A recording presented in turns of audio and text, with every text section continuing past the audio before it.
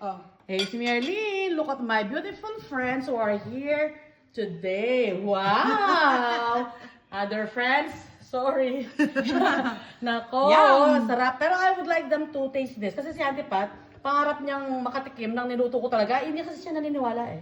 Ngayon naniniwala na siya kasi mayroon akong prior video on this. Pero this is Chef G's, okay? So now try this sinaing na Arctic char. Arctic char cannot be found anywhere, no? Madalang lang makita. Kaya please, dozo, help yourselves. Try it from top to bottom. Let's see what happens, okay?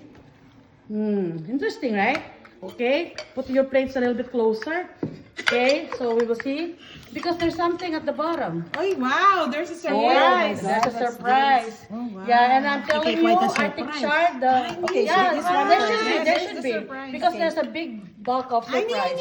this one. Underneath. Yay! Oh, di ba? Yay! And Arctic char itself is really very Uy, good. maka-happy Yeah. yan! Welcome to Canada, our dear friend Judah. She's so pretty and I haven't seen her for 24 years. Thank God for this day.